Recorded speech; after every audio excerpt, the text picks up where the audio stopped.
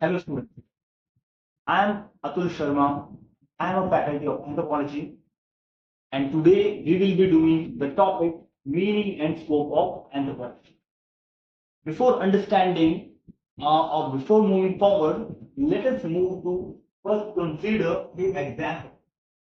First is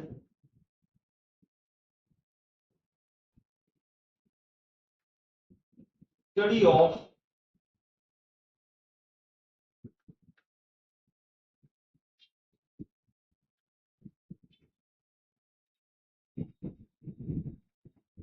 human burial 90,000 years ago, particularly a female burial. Another example is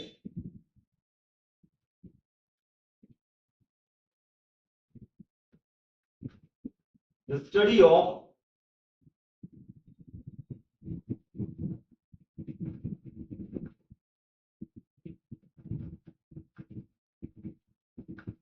Nasirema tribe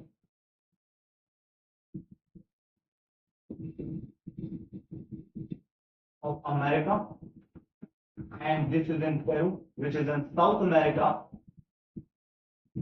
Okay, and it is in North America, of course. Okay, and it's magic. Actually, gave me magic. Another is the study of social media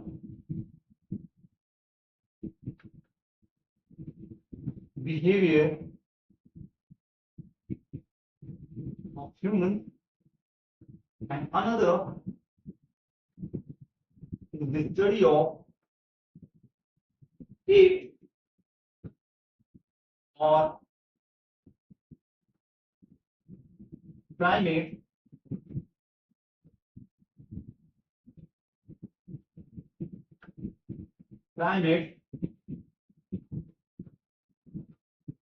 about their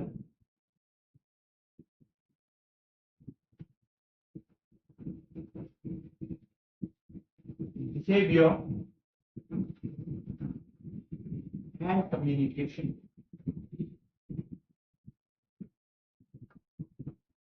So, what do you think are the major commonality in these four examples? Yes, you got it right. They all are very, very different. Okay, somebody is finding some human burial.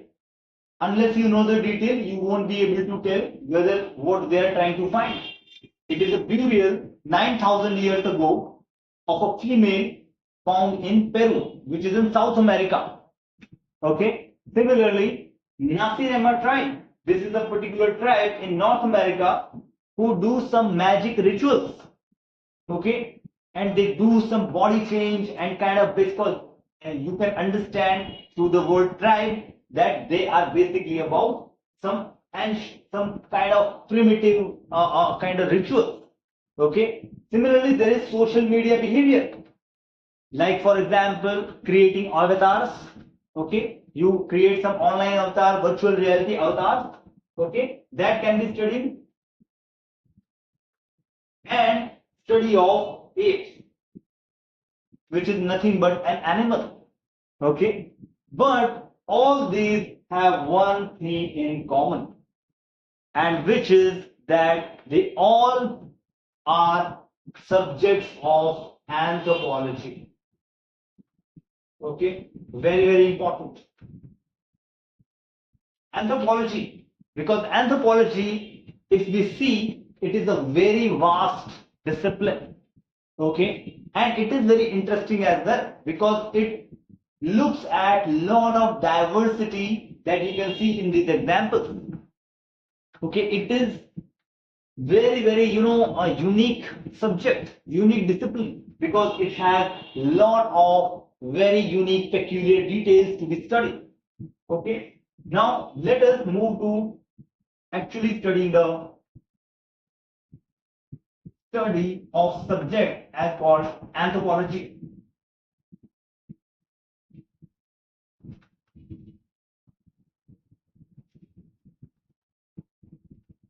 we start with the word anthropology. It is made up of two words. If we go into its etymology, it is made up of two words, anthropos and logos, which are its Greek words. Okay, anthropos means human, logos means study of humans. Okay, so very important that anthropology is the study of humankind. Okay, very important to understand that basic meaning of anthropology is study of humankind. That is the literal meaning of the term. However, if we go by the general meaning, then it is basically the study of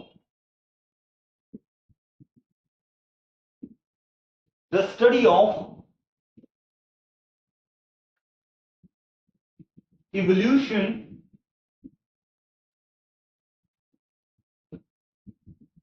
and variation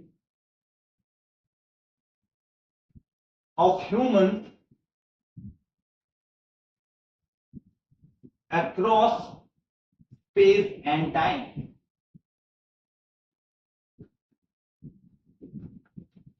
Okay, so very important to understand. This is the basic meaning of the discipline called anthropology.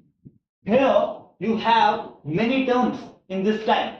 It is not just the study of humankind, but also not just a common study. It is the study of evolution as well as the variation of the humans across space and time. Very important.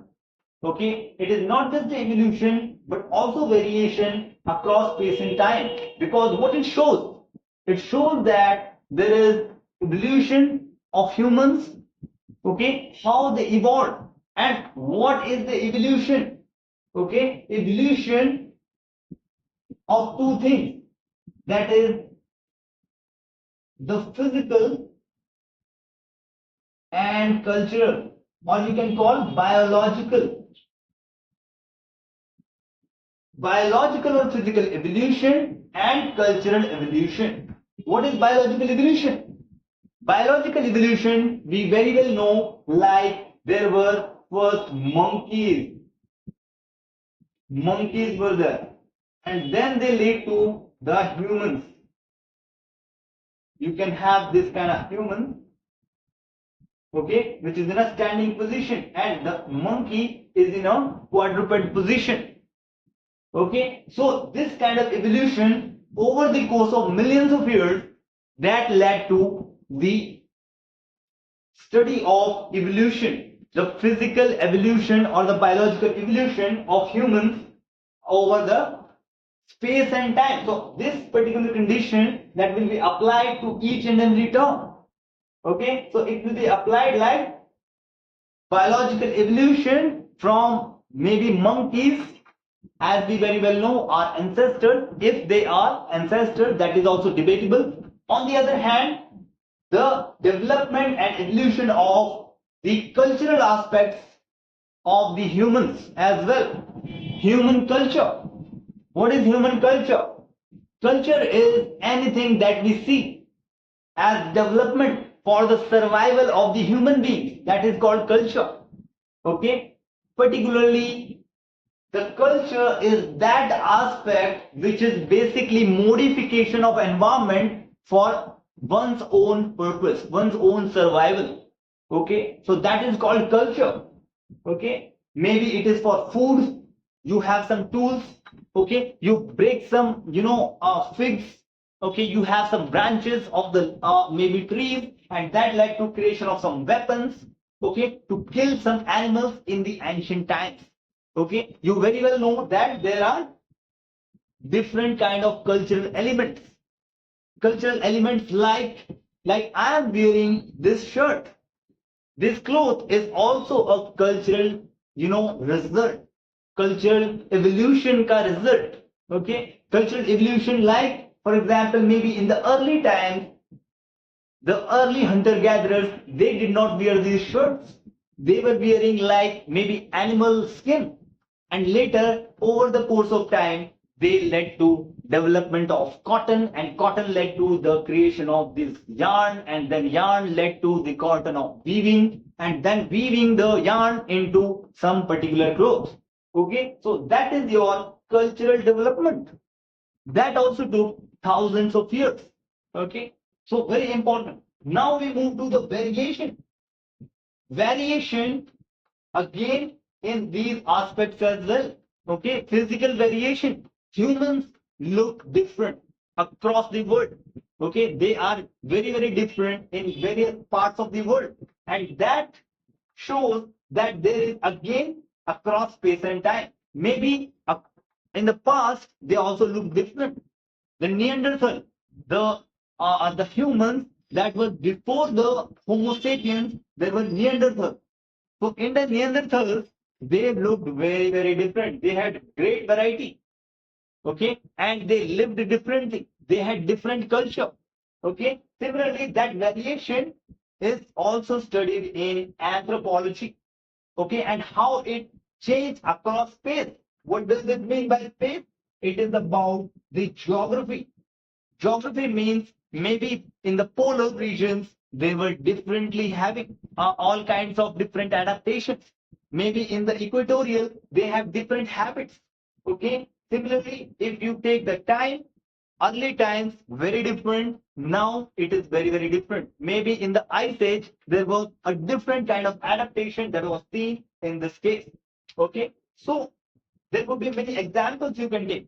Okay, for example, if you take the evolution of biology, okay, you can have the erect posture, and we will study in detail what about erect posture. Erect posture is nothing but this kind of evolution, which is the kind of downward body shape to the straight for upward upright body shape. Okay, so this is very important in the case of biological evolution. Biological evolution also has some examples like maybe our throat. Okay, this throat was not very well developed in case of monkeys. They could not speak, and that later led to when we evolved over time due to lot of various circumstances. That led to we have a developed speech as well. We have proper language as well. Okay, so very important. This kind of change is seen. Now, in the case of cultural, we can see the creation of society. Okay, you can have like how the family is built, how the civilization developed, how it created a different kind of variation across various cultures. For example, Indus Valley civilization was very different from Chinese civilization. It was Chinese civilization was very different from Sumerian civilization. So that is very important in the cultural realm. If you see, even the tribal culture is very different from civilized culture. Urban culture is very different from the basic rural culture. So these are the major things that you can see in case of cultural aspects, and you can then just compare each and every different societies, and then you can have that kind of variation, like what kind of differences are there in their particular varieties. Okay, so very important to understand the meaning of anthropology here. Now let us move to the next thing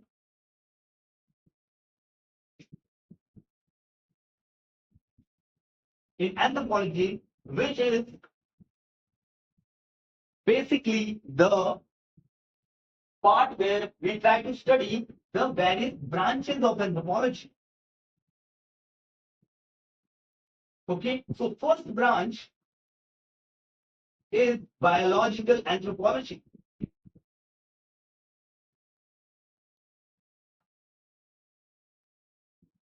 Another is socio-cultural anthropology. Another is archaeological.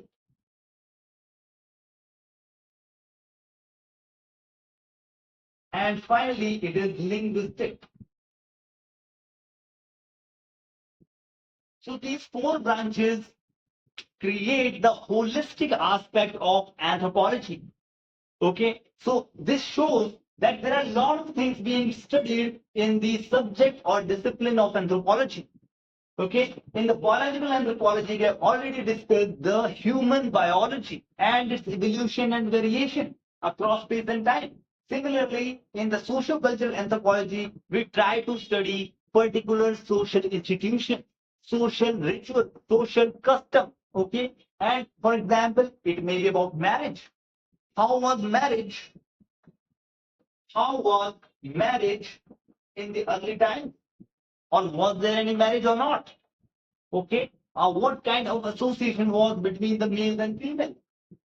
Similarly, creation of family, creation of kinship, economy, quality, religion. So these are the aspects that we study in the socio-cultural anthropology. And later you have archaeological anthropology as well. So in the archaeological anthropology, as the name suggests, it is about excavation and trying to decipher the ancient past cultures, okay, which are maybe buried cultures. And these particular archaeological remains sometimes are involved or integrated into the biological part as well. For example, if you see the early specimens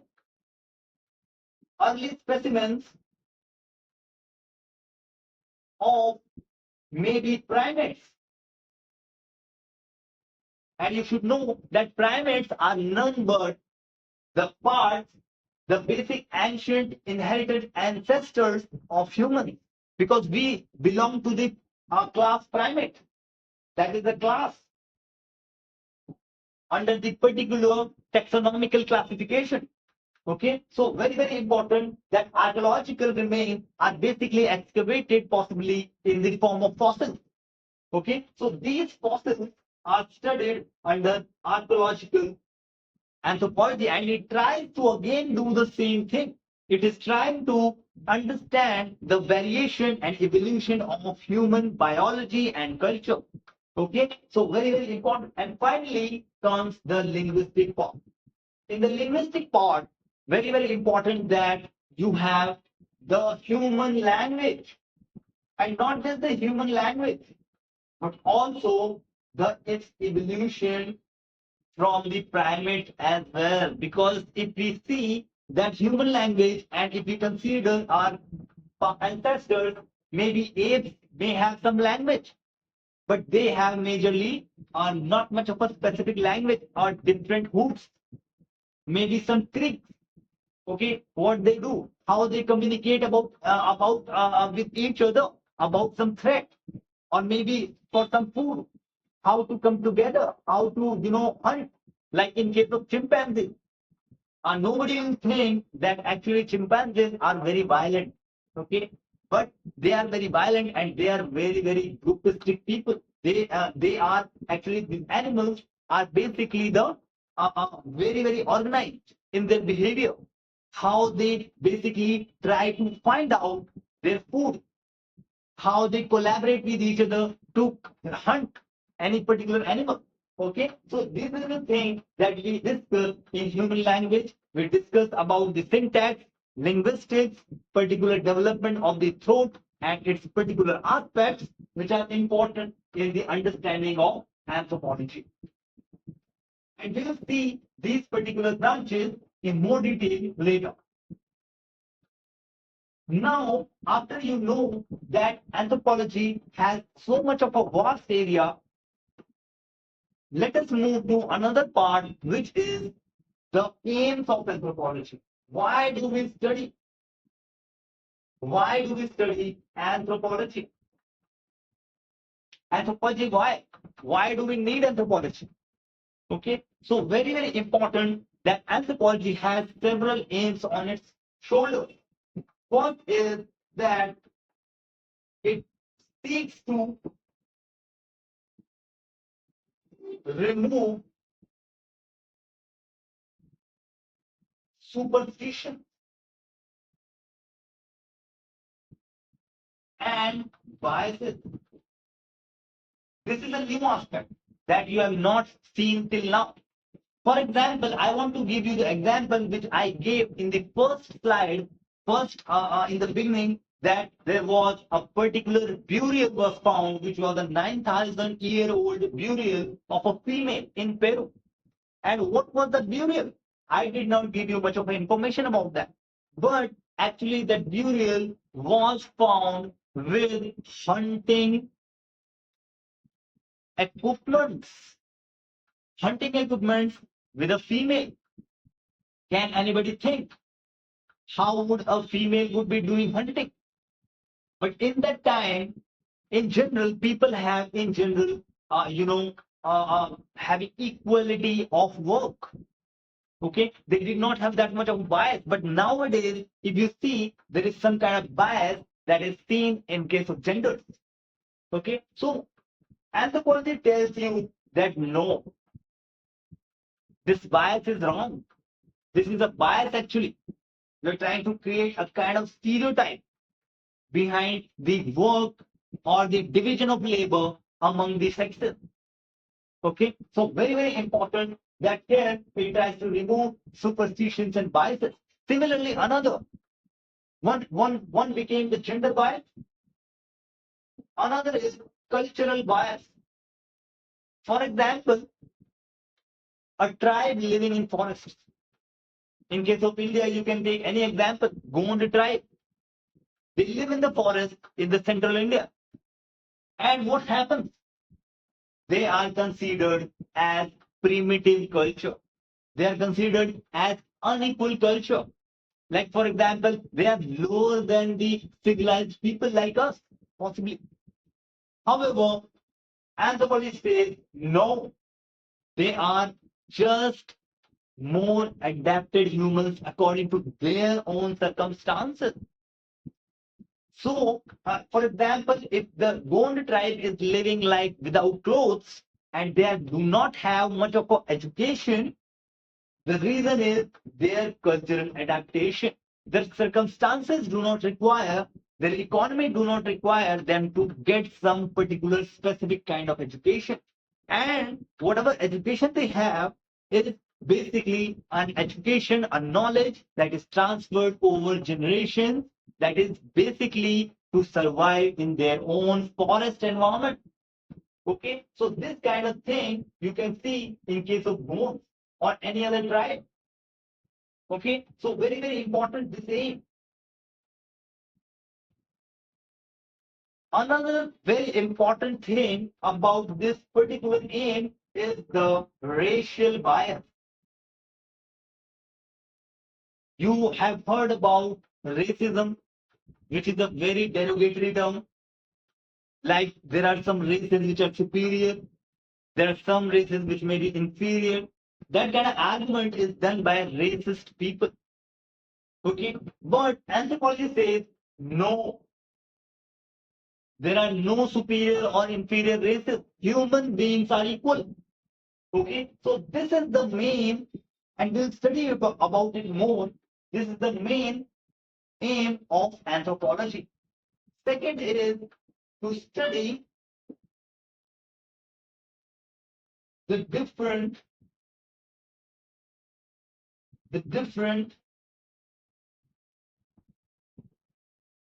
course of evolution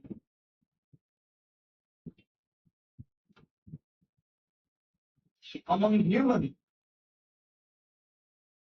Different course of evolution, maybe their variation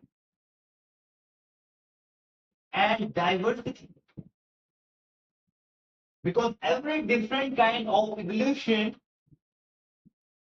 in different spaces. And now you will ask how different kind of evolution could be there when there is only one human being. That's true.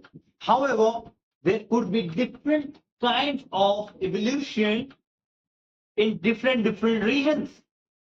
Okay, maybe you can see different biological, some physiological perspectives, maybe a different kind of images you can have in your mind. Like for example, for the mongoloid. Okay, there could be different people with different physical characteristics.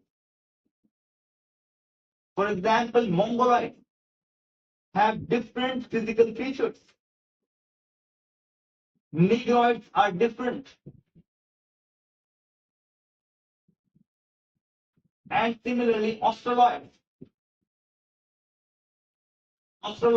or Caucasoids. Who are these people? You must have heard very derogatory term about these people. Mongoloids are none but who look Chinese in general, who have those apicanthic folds in their eyes. They have very small eyes. So that is because of their particular physical feature. Similarly, Negroids are those who live in Africa. Okay, basically those African descent in general. Okay, and Australopithecus are basically European. Okay, Mongoloids may be from Mongolia. In general, like for example, east part of the Asia. Okay, so very important that these variations are being studied and their evolution is also being studied. So how did we get this kind of particular features in their human evolution? Another aspect is appreciation of diversity. So diversity is not just studied, but also appreciated. You have to understand its significance for the human diversity, because this diversity is also a cause of survival. This diversity is also the cause of development. Okay, so very important. This is also a kind of aim. And finally, solving practical problems.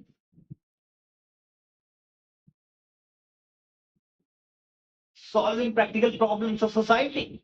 Okay, so for example, if you have an issue between two different people, maybe a tribe and a government, so that creates a kind of problem. You must have heard, if you must have seen in the newspapers, like issue of protests by the tribes against the government. You must have seen, heard about the left-wing extremism.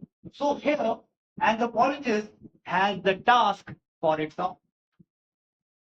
He can create a bridge between the two, because as an anthropologist, he will be able to understand the cultural peculiarities of the particular culture as well as the requirements of the government. Okay, so that's how we try to save a lot of money and ensure the creation of effective policies on the ground. Okay, so that is it from my side. Thank you very much.